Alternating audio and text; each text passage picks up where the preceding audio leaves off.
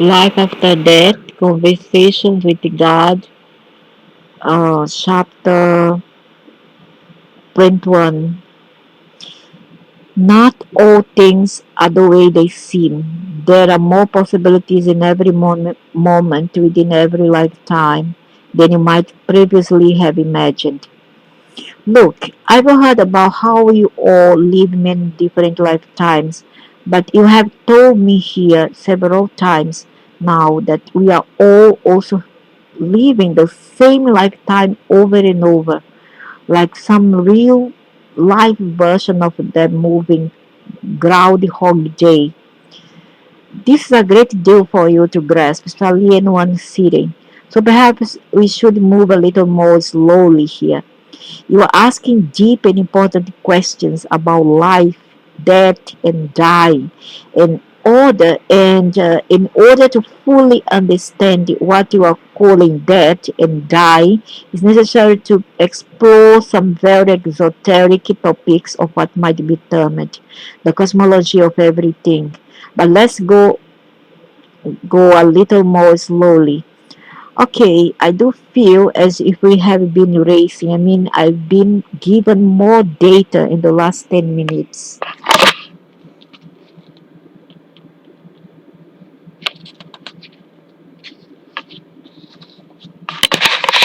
I know, so let's double back here just a bit and pick up some of that data and look at it again. I have said that you are a part of all there is. You are. To return to our metaphor, an atom of the apple range, and you are traveling through it. We could call this the apple range. That's good. That will make this metaphorical image unforgettable. We'll use your coined word to refer in shorthand to the space-time continuum. Okay, good. Now, you may travel to the apple range repeatedly along any route you choose.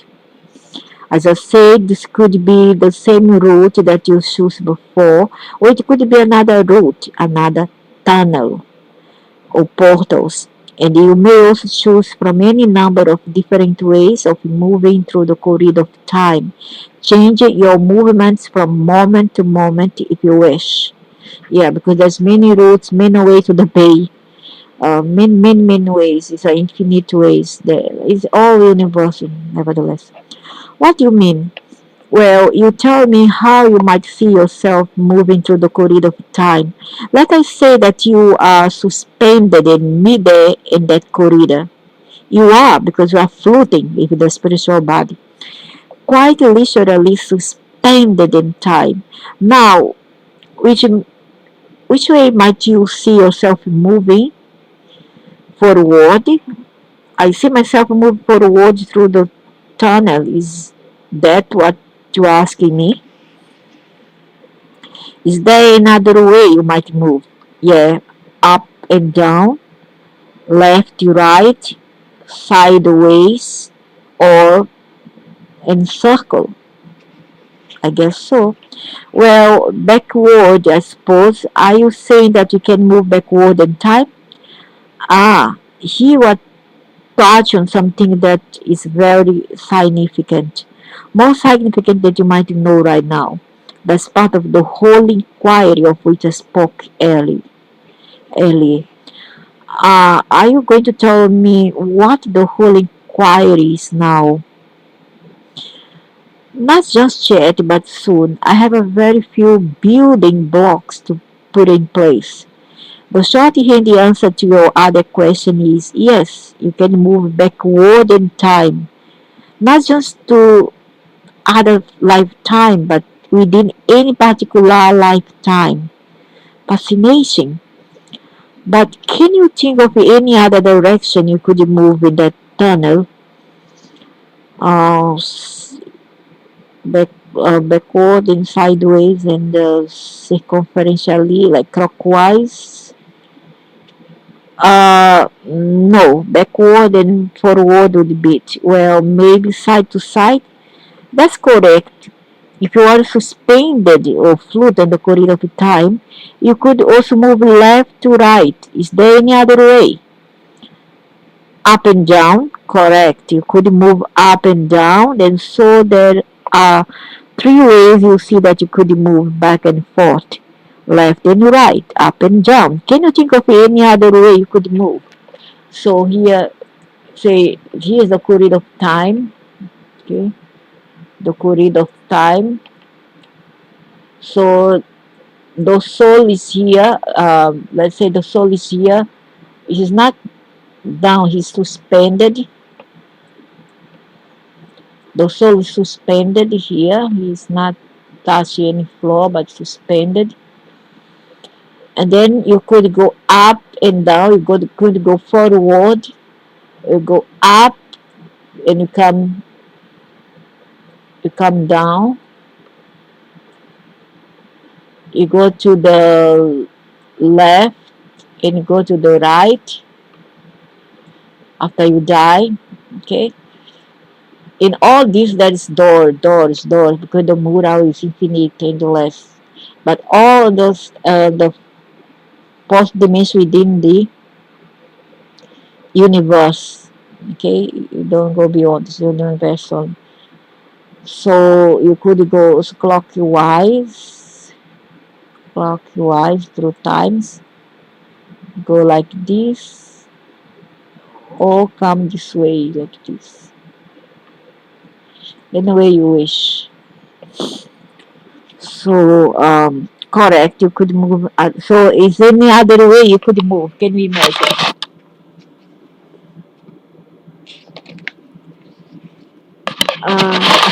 Then though that he asked him hello, and I'm thinking.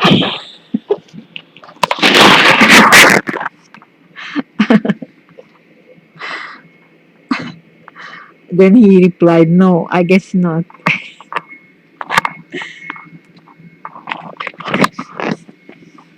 Uh, then Bhaitati replied, most people cannot.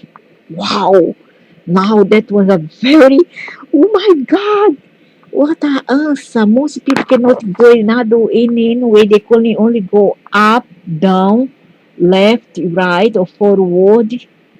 They can go forward in the tunnel, left, right, up and down.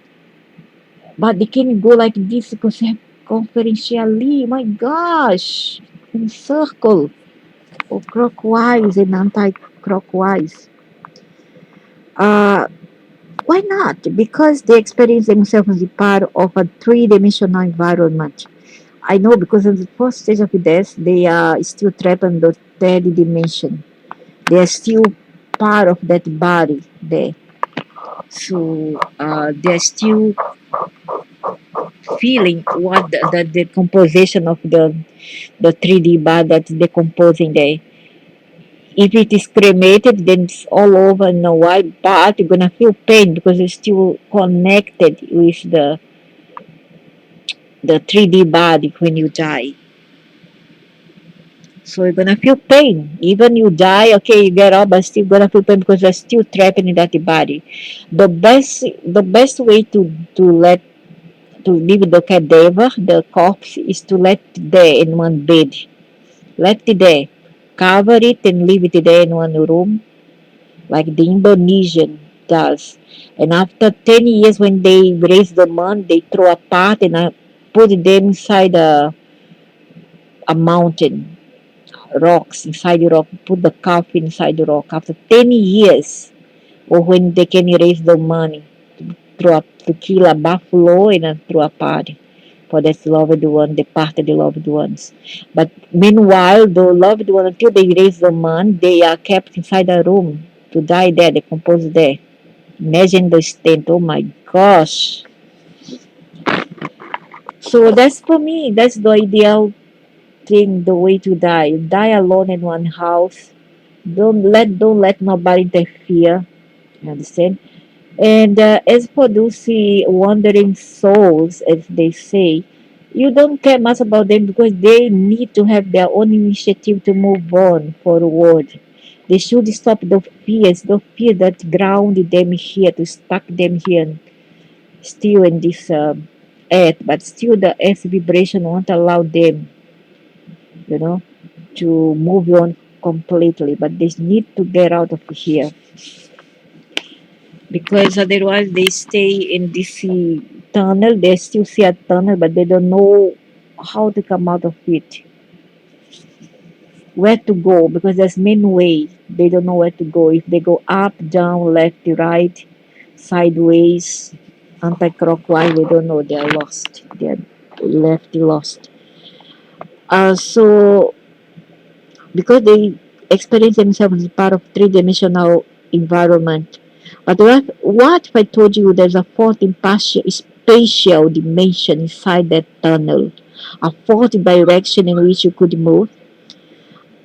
I would be bewildered. I can't guess what it is. You could move circumferentially in circle from your suspended position inside the corridor of time. You could move in a clockwise or counterclockwise direction. I didn't think of that. The tunnel has three distances. The distance from beginning to an end, forward, backward, the distance from side to side, left to right, and the distance top to bottom, up, down. It also has a fourth distance, the distance around its interior space, circumference. This is the fourth dimension in time. And so there are more ways of moving through time than you might previously have imagined. You're right, I just never thought of this fourth way. Actually, in the space-time continuum, there are more spatial dimensions than four. More than four? Good heavens, how many? The number really does not matter here. If you wish to know more about this at the technical level, talk to a quantum physicist. Again, this is a simple today science, is Scientology here. All that matters for the purpose of this discussion is for you to know and understand that not all things are the way they seem, that there are more possibilities in every moment within every lifetime than you might previously have imagined. Still, your journey is the same. It's the same, that the destination is the same. It's your route that may have more possibilities for various variation than you thought. What would determine which choice I make given all these options?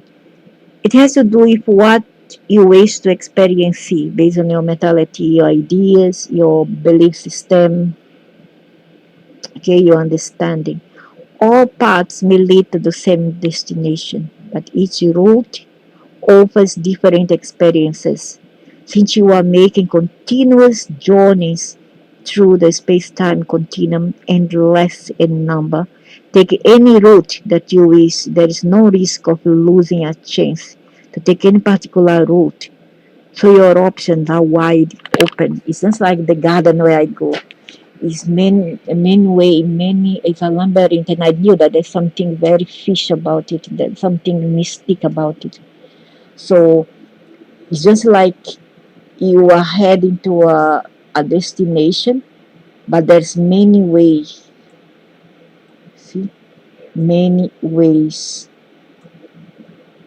many ways. So remind me of labyrinth. Okay, it's a labyrinth. So no matter what, wherever you go, this labyrinth leads you to the same destination. But you choose which road to go through. It's just like, okay, you want a shortcut, you go through a shortcut to reach your destination, or you want a more beautiful scenery, and then you take a long route. Then that too will happen after death, which I found very beautiful. So still your journey the same, in the sense that the destination is the same as your route that may have more possibilities of variation than you thought. What will determine which choice I make given all these options? It has to do what you wish to experience. See. All paths may lead to the same destination, but each road, each way offers different experiences. since you are making a continuous journey through the space-time continuum, endless in number, taking any route that you wish. There is no risk of losing a chance to take any particular route. So your options are wide open. And this goes on forever. I never get to stay in the spiritual life for all eternity. You remain nowhere for all eternity. Not even at the center and the core of my being. I know I asked this before, but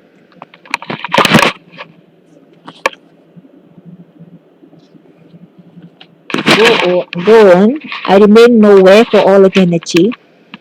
You must put a space in that word, nowhere, as I have taught you before in order to understand this statement. The word nowhere with a space in the middle reveals now here. You remain now here for all eternity. Now here is the only time and space there is.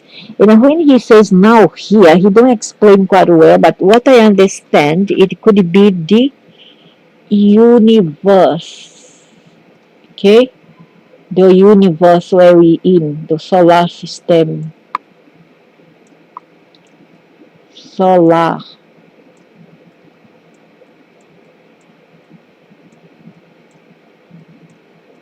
Is the solar system. So now here, when you put this now,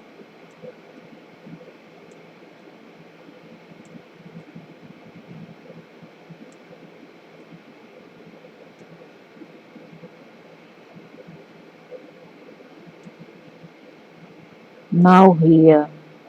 Oh, what am I doing? Oh, okay. So when you separate this, become now here in the solar system. Or nowhere. You separate again here, nowhere. In no other way, no other places. So it's now here. That's how these beings created this English language. Okay, it's full of imposed meaning. So let's see here. I mean, are you actually telling me that?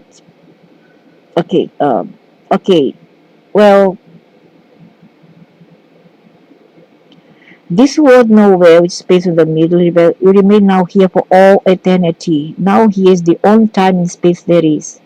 This really mind is expanding. So heaven, paradise, nirvana, reunion, bliss with God is not at the core. Yes, it is. But it is also everywhere else. It's not a case of a being here and not there. It's everywhere. Yet there is something unique about the core that you find in no other place within the space-time continuum. And that's why you must go there. Yeah, because you're gonna give all our experience to it. You need to deliver, merge it. What is it? The singularity at the core of your being, all there is and all that you are appears in the singular form.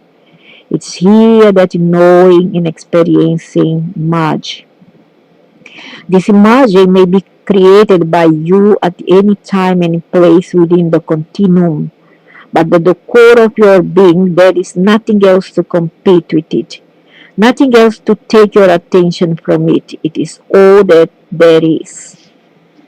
Okay, well, then that's heaven. That's where I want to stay. No, you don't. That's what you want to know and experience, but that's not where you want to stay.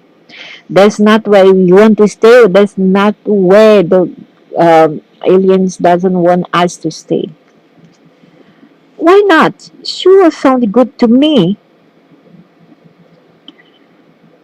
If you knew and experienced it and nothing else, you would ultimately lose yourself in the emerging sea. You would no longer know you were having the emerging sea because there would be no other knowing or experiencing with which to compare it. You would not even know who you are. You would lose your ability to differentiate, to individuate yourself. What he means here is because not to break into details, but what I can more or less understand, concept is that what he means here is the okay. Let's say this one is the cosmos, right? And then maybe he is the core, the core of your being. Once you merge into it, it's just like a void. You become not nothing. See, you become the void. So you merge, you melt. Your identity is gone, and this the aliens doesn't want to because they want still to preserve your identity, your spirit self.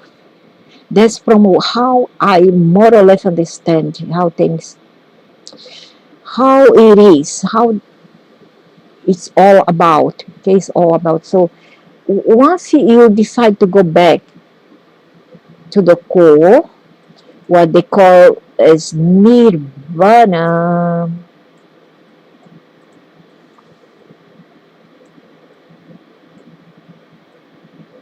nirvana, then what happens that you lose yourself, you meld, just like you separate.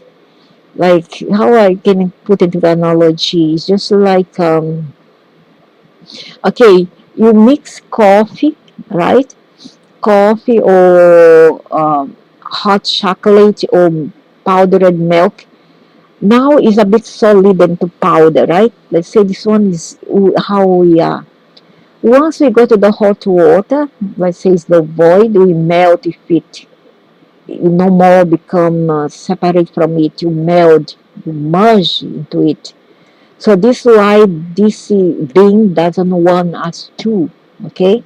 Because they want to hold yet to the to the to the spirit, to the that astral body. They don't want us to let it go. They want the bird to fly and a mess with the call. You understand or not? The void. The void is something that I cannot explain here to people because they would understand. I more or less understand because I have practiced this since I was how old? I was 16, I guess, when I started to practice this. Is you feel like you are nothing? No, no, I was not because 12. I started to meditate. I was not. How old? I was 11, yeah, 11-year old. I started to meditate and I felt myself that I was melting with something. And then I tried to stop my mind. I almost could, but it was almost impossible because I was still linked with the, the body. Okay? And I tried so hard to detach myself from the mind and the body by doing this kind of meditation. Not bad count me. I don't know how I knew it. I only knew that I knew it. And I started to get into meditation during any time of the day, could be night or day. I would go to a place alone and I'll start to have this kind of a trance whereby I meld if you don't use nothing and see. And it was like I was nothing and at the same time I was everything and I lost myself. I was not this person that I was there. I was another entity. And that's how I can describe what it is.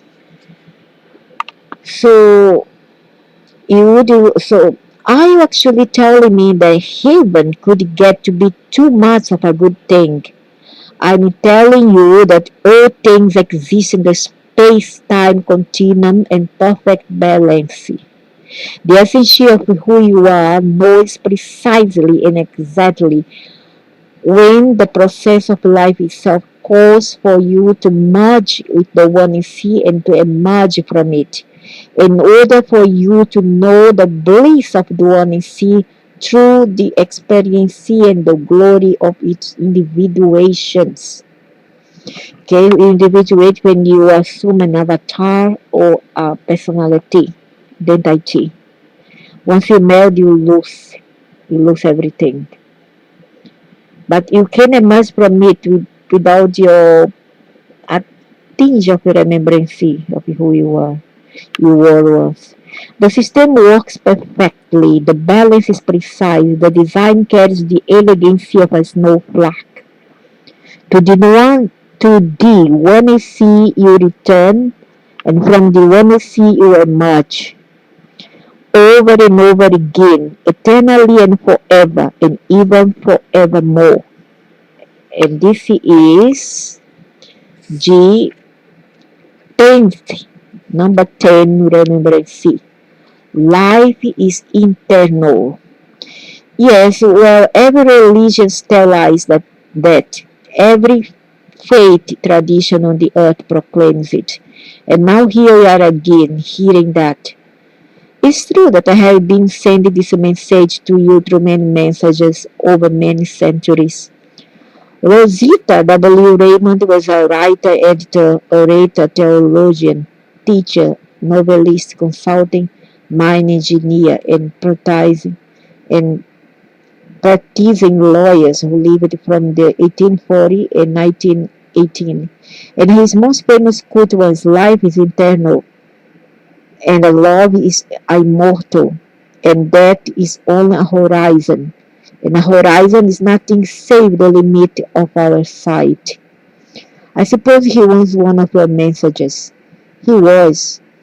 And the contemporary entertainers are too, I guess, like Carly Simon. She used the Raymond Cute when she recorded a song written with Tizzy Gore a few years ago to send a message to a new and wider audience about being home with God. And Alanis Morissette, she has been singing a lot lately about life and the nature of existence through her music. Blah, blah, blah, blah, blah. So Stephen Simon through his move and now his spiritual cinema circle. And let me make, no, my God, I mean, talk so much about own celebrity. Let me make something clear here. You are all of my messenger, every one of you.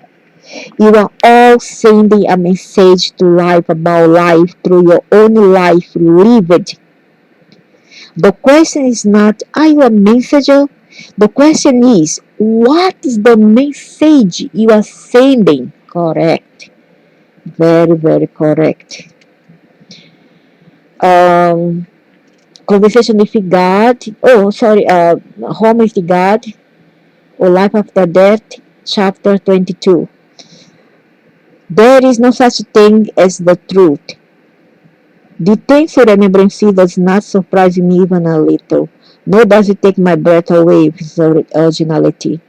I'm sure it doesn't, but it should take your breath away with its meaningfulness. There will be nothing more meaningful said in the entire conversation. When you know that life is eternal, you never again fear death, because you see and understand the nature of it, the wonder of it, the glory of it, the perfection of it, and the impeccable gift that it is. Maybe one day I may write a separate book, Death, the Impeccable Gift. That would be a very good book, a small handy book, a little instruction book for the die and their loved ones. That would be an extraordinary contribution. In the meantime, we have the conversation to complete. This conversation to complete so that you and others who are exploring these subjects more deeply may more deeply understand them. The question now is not whether you have finished this conversation. You will understand what you have always wanted to understand, but whether you will believe what you have come to know. Correct. Men will not believe it or even ridicule it. Why would not believe it? Because humanity has always had the most difficult time believing the most wonderful truths. And the truths about that are the most wonderful truths of all. There are wonderful truths, I must admit. I want so much to believe every word here. I just hope they are true. You see, there you are already, questioning them. Oh, you of little faith. Do you not see that when you are questioning them, you are questioning yourself? If you love the truth that you find in your soul, do not abandon them because someone outside of your soul does not agree to them or ridicules or questions them. You are not saying that your truth is the truth. You are saying that is your truth. There is no such thing as the truth. We've already gone over that. Let it be enough that you get in touch with your truth. This is my truth. What I'm coming to understand through my conversation with you is my truth.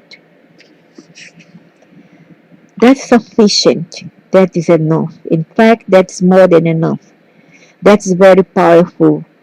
Do you know how powerful it is to have gotten in touch with your own truth about anything? Others will get in touch with their truth as a result of this conversation as well. Because in truth, this is not just your conversation, it's theirs also. Everyone who is reading, or in this case, listen to these words, has created this conversation. Do you know that? Do you know that as you are reading or listen to these words, you are creating where they are going next? That's mind-boggling concept. It's hard to get my head around because the end of this book already exists. We could flip to the end right now and see what it says. That's why I rather start from the end to the beginning.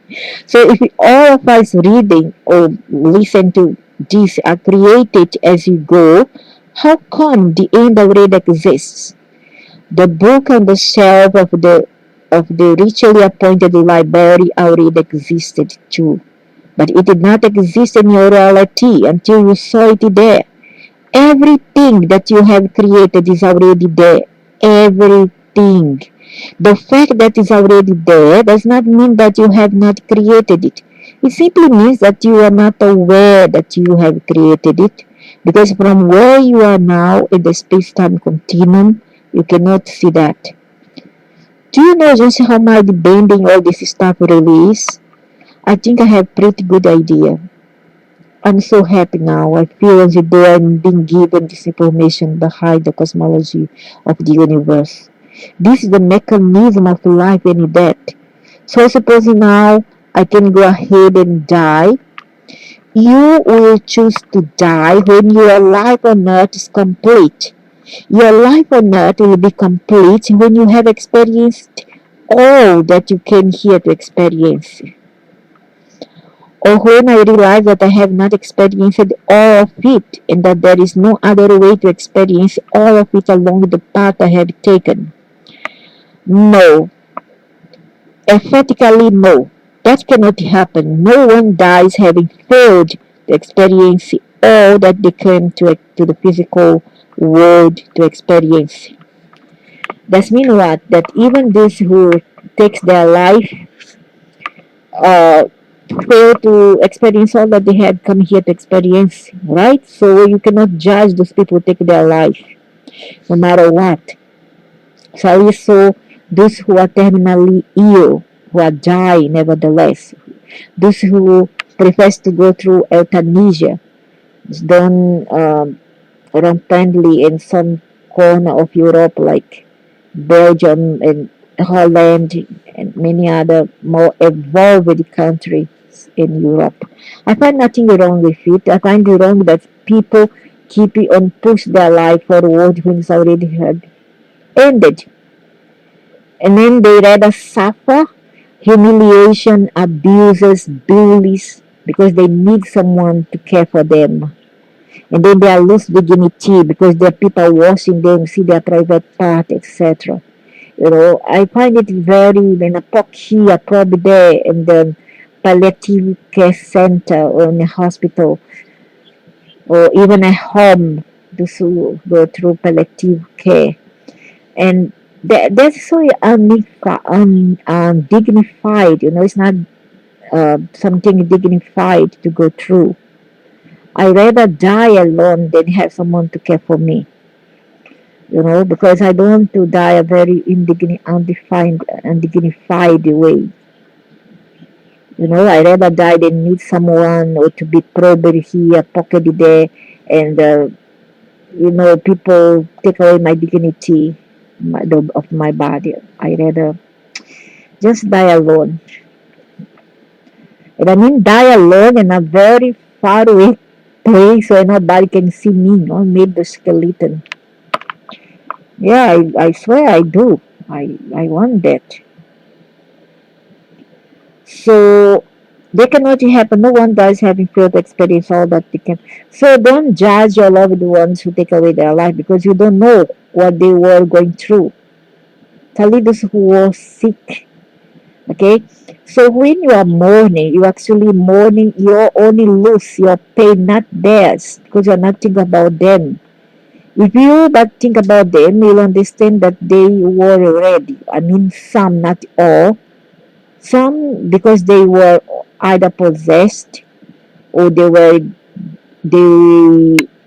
through some mental turmoil in life and they couldn't bear it. They could have they could have gone with some help, some therapy from somebody who really loved them and tried to solve their problem. Or I don't know, but some things you cannot stop. When people set their mind to do something of this level, they will do. But you cannot stop things from happen all the time because you have your own life to care about, to go about, and you don't have time to surveil or to spy on somebody 24/7, right? And for those people, just leave them alone. I mean, the aliens and no aliens here, aliens or no aliens. Leave them alone. Stop judging them. Stop creating for them a hell. Say that they go into the valley of the people who take their lives. Who commit that S, the big S. Leave them. Don't judge them. Maybe they were in turmoil. You don't know. You are not there. They're about to understand in their minds, to understand what they went through. So to me, better to do this than to take the life of another person who was not ready to go, commit homicide. So what? I say that no one dies having failed to experience all that they came to the physical world to experience. There is no such thing as being incomplete, even those who commit euthanasia or other things. Okay, that's what is meant by the 11th remembrance. The timing and the circumstances of death are always perfect. So much for some dogmas that some people who judge so much and then curses these people who take away their lives. So much for you, boo to you, zero to you. Sadly, certain phonetic country, like one there in South America, or many others who thinks like them. So I believe that, but how does the parent of a child who has been raped, mutilated, and murdered call the circumstances of such a death perfect? Yeah, exactly. Yeah, now you have a point. How do people who saw their loved ones perish on 9/11 accept such a death as perfect? In the soldiers, the young soldiers at that time dying in the war, a senseless war at the age of 15. Yeah, some boys would go for war even at the age of 14 and 15. Do you know that? And die senselessly. How to explain that? You are asking an awful lot here. This has stretched the credulity of most people to the absolute limit. I have already said that the elegancy of life's design is like that of a snowflake.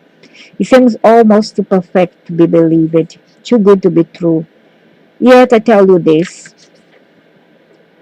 comfort, comfort for the bereaved will be found in the sure knowledge of the certain perfection of God. God is perfect, always and eternally. Now there is only one thing left for you to understand, who and what God is. I have told you over and over again in our conversations, and I will tell you here and now once more. And finally, God and life are one and the same. Therefore, when I say that God is perfect, I may say that life is perfect, and it is. The system rests in perfect balance with itself. All things happen in their perfect timing and in their perfect way. It's not always possible to see this, to perceive this from the extremely narrow perspective of human experiencing. Yeah, of course. That is a limitation of the physical world. Is a limitation that can, however, be overcome. Many prophets and sages have overcome this limitation of perception by choosing a different perspective, by looking at life a new way. Our lies, their messages are often ignored. Their insights are frequently belittled. Often they themselves are condemned. And so the blind continue to lead the blind because you will not listen to those who can see. Therefore, let those who have ears to hear listen. Imperfection is impossible in the kingdom of God. Yeah, because it depends how you see perfection. Given your agenda here and your control over. Oh, I saw a head. So all things happen their perfect time and their perfect way. It was a very whitey head. Yeah. So extreme narrow perspective of human experience that's limitation of physical world is a limitation. So yeah, I mean we cannot blame the human beings to think this way. Therefore, let those who have ears to hear, listen. Perfection is impossible in the kingdom of God. Yeah, but what about here on earth? Here on earth is the kingdom of God. There is no place. There is no place that exists that's not part of this kingdom. You see, we have this all separated out here on earth. We got it that life on earth is the trial and the tribulation, enable eyes to get into the kingdom of God. It is our idea that that is the way we get in. There is no way to get into the kingdom of God. It's not a place you get into or out of. It's a place where you always are. It's the only place that you can ever be. It sure doesn't seem that way sometimes. That's because you do not remember who you are. And you do not treat others as who they are. If you did, you would experience heaven on earth. You would be home with God everywhere and always. Now, the thing said here, I'm now is me talking, not them, it's me. The thing said here about everything be perfect, even murder or homicides, is taken through um, a much larger perspective, you see. It's not for us to go about and do those things. What this being here is trying to say, through my understanding, is that they, they create the possibilities within our free will to do those stupid things, but we shouldn't do this. Um, when we reach our grandest version of who we are, and we are at that level, we understand that we shouldn't do this. But if it happens, it's because those beings, or this being you call God or whatever, created all this possibility. And then so it accepts it because it's doing or it's creation. So it understands when someone does this stupid thing. Understand? About you being in a very good, having a good life, or because you break your house other side, or you have a break for loved ones, or you have lost a job, or you have lost your money, you decide to end your life. It's okay when you have you're terminally ill, you're gonna die nevertheless. So Rather than suffer and stress your time here through suffering on earth, better you go. Never mind, it's okay. But for those people who are still hurt, they need to go through therapy here before they commit this thing, okay? But if you do, you accept and you decide it's okay. But it would be better if you didn't, okay? And I try to go naturally. This is what I'm trying to say. Don't go around thinking, oh, because God is the most forgiving God, etc., most merciful, you should go about and do stupid things in life. No, you cannot do that. It's not okay for your grandest version. You want to be your lowest or your grandest version? What you choose? If your answer is that you want something more superior, then you wouldn't do something that is so inferior to what you truly are, because you came here with a free will. You are given all the um, possibilities. It was given, presented to you, all possibilities, all aspects of life for you to choose from.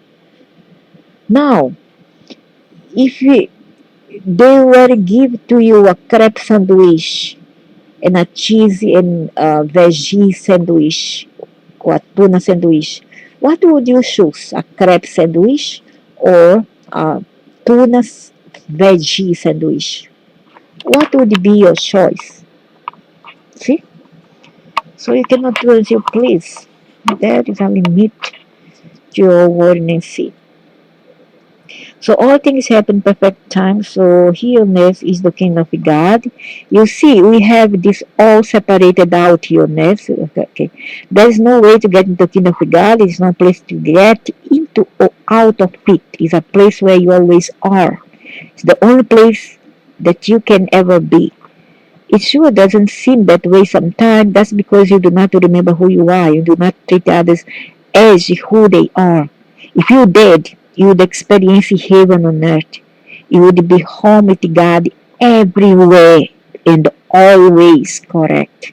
I agree with it. That's correct. Is there any way that people can ever get that? Conversations such as this are one way. Do not keep this conversation to yourself. Make sure it gets into as many hands as possible, many ears as possible. Share it with the world.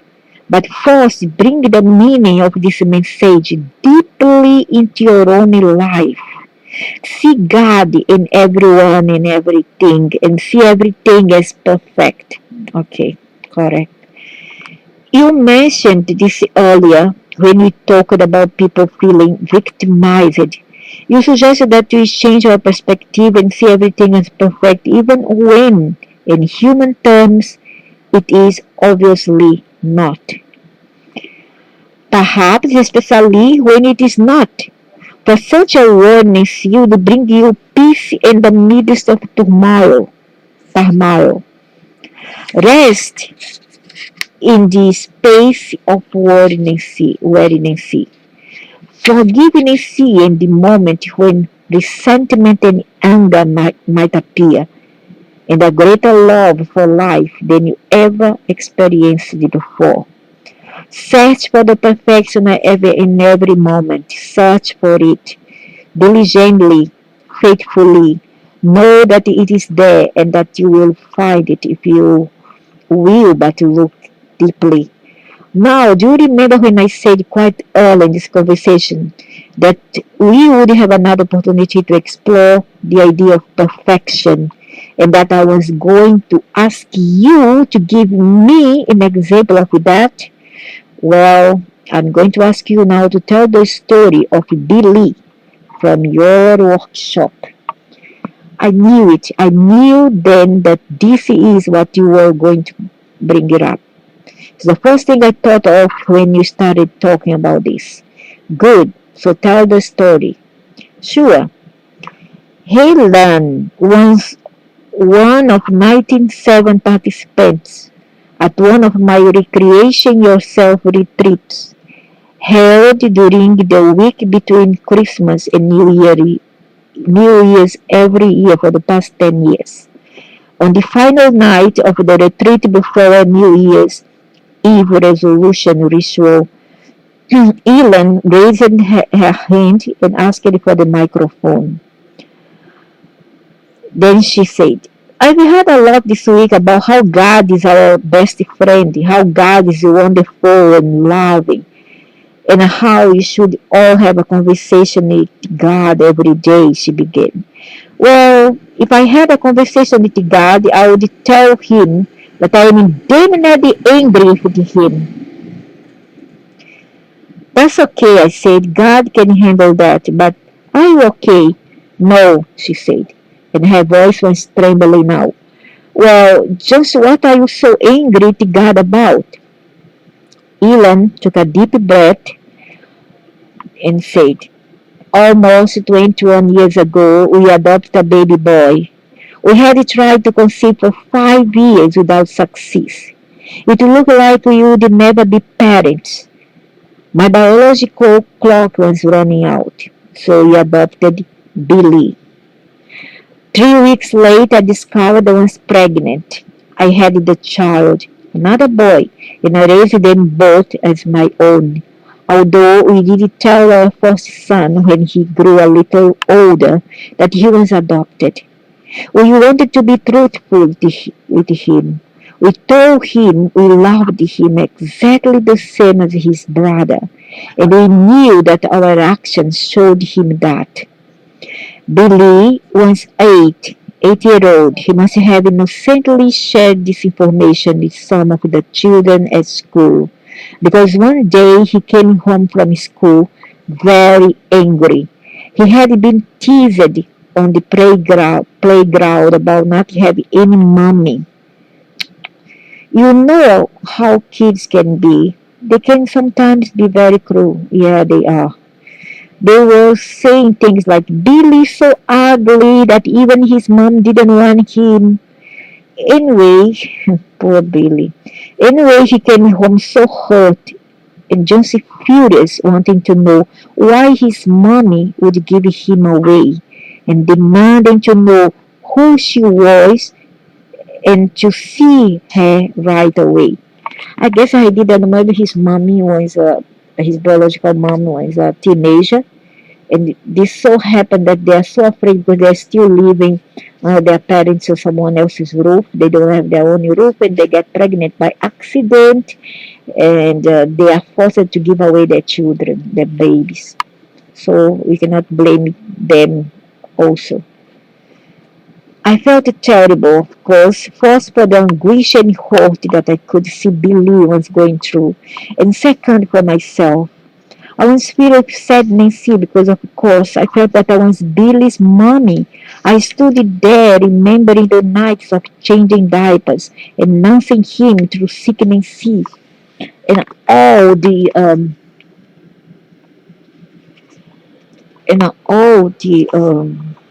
now I'm lost.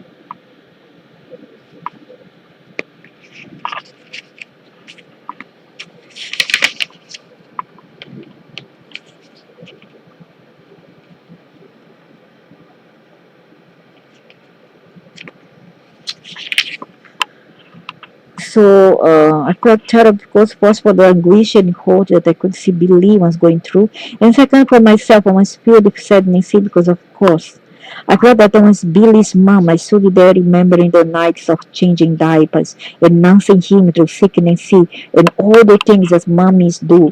And my heart broke that Billy didn't see me as a mommy anymore, didn't think of me that way. But I understood, I had to understand, and I promised him that when he was older, if he still felt he wanted to, he would he would meet his mom. I would do whatever I could to find her and arrange it. This seemed okay to Billy, but he never did get over his anger. He just had this anger all through the rest of his childhood and his teen years, which were very difficult for us. We all got through it, but it wasn't easy on any of us in the family, and certainly not on me. Well, why didn't this lady take him to see his mom as soon as he reached his 10 years old, 11, 12? I would. To make him happy, I would, and I would have tell him, and then look for his mom for him, at least try to. If I couldn't, then at least I have tried it, not to wait for I don't know what years to do this.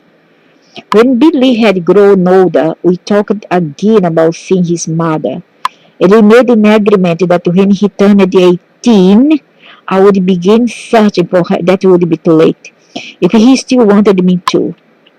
Throughout the rest of his teen years, he reminded me of that promise. Finally, Billy's 18th birthday arrived. That day, he was killed in a motorcycle accident. There was a collective gasp, I imagine, from the retreat participants. Abruptly, Helen's energy shifted into anger. Now I want you to tell me, she snapped, how any kind of loving God could have let that happen just when Billy was about to meet his mother.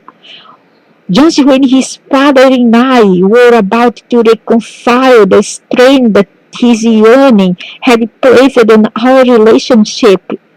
I want you to tell me, why would God do that?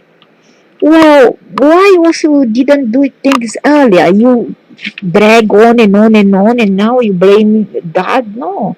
God have given you the if there a God, they would have given you the chance to do it early, not had postponed it. Now blaming something else for your own doings. I just Pete believe that he haven't seen his mother here on earth, like many others doesn't anyway. The room plummeted, plunged into stunned silence. I once stopped the cold. I stared at Ellen for a moment. Then I closed my eyes and I went within. I had my thoughts. Okay, God, this is it. I don't know what to say here. You've got to help me here. You've got to help me out. Suddenly my eyes popped open, my mind overflowing. I spoke the words I heard in my head before I had a chance to judge them or edit them. Billy died on that day because that was the day on which he was promised he would meet his mother. And he did. On that day, his mother was not on this earth. Now, I don't believe that. Either she went before him and she waited the right moment to meet him after it was his time to go, or this didn't happen at all and she's still alive, you know. But this guy just, to comfort this lady and not to lose his face before a very large audience, he had to concoct and create this version of the story. So I don't know. I cannot vouch for it. The room gasped again. I imagine. Someone whispered an emphatic yes. Someone else openly cried. Oh my God, what, how dramatic. I went on.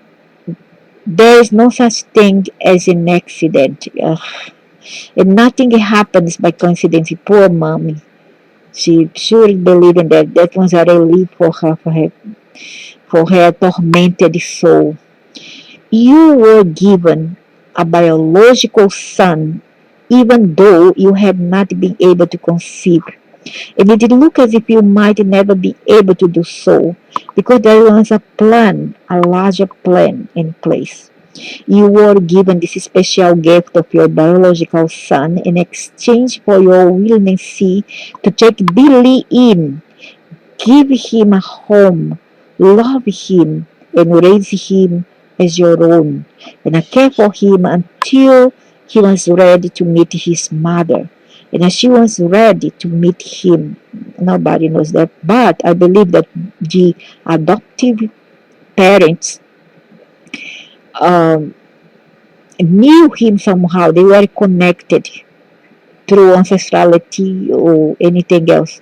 That's why this boy came to them in this life, because they were connected somehow in the past. The day of Billy's death was the happiest day of his life. His gratefulness to you for bringing him for that moment is internal. It surrounds your heart even now and creates with you an everlasting bond. There is perfection in life's design in every human circumstance and experience, in every condition. Our opportunity is to know this. That is also our release, our salvation. The end it was suffering and our pain. Ellen's face changed immediately, filled with anger just moments before. Now it was aglow. Her whole body seemed drained of every tension. She looked relaxed for the first time in a very long while. Tears running down her cheeks, even as she smiled with a radiancy that filled the room. I've told this story because I want everyone to know what Helen, and all the other participants in that retreat now know. There is magic formula that has been given to us by the heaven. It's a formula to which all sadness, all anger, all negativity surrounding any human experience is dissolved. It's a formula that allows us to recreate ourselves. It's a new formula easy to remember and stated in 3 words. See the perfection. Ah, but does it work? Does it really work? On New Year's Eve, Ellen handed me a note that she written when she'd returned to her room after a walk under the clear, crisp Colorado sky the night before. Like Robert Frost and Alyssa Miller, she had us turned to poetry to speak the beauty of her knowing. She wrote, I came here with a bad heart, a heart afraid to cry. It's near 3 years since Billy left, and I couldn't say goodbye. I stood alone beside his grave, and I couldn't even cry. We had a deal, I said to him. You left me high and dry. It's near 3 years since Billy left. God had not seen fit to try to soothe this heart, to heal this heart, to give me tears to cry. And then God spoke. He pointed it out that even though he tried, my heart was closed and couldn't hear his gentle, ageless sighing. And although it was just knew whose voice brought the message from on high. My spirit heard God's words tonight, and now my eyes can cry. I took a walk this starry night. It's finally time to try to find the joy, to free my son. It's time to say goodbye. And as I did, a shooting star danced across the sky. Beautiful poem, very beautiful. All those who lose their children. And that's all for now, chapter 21 and 22.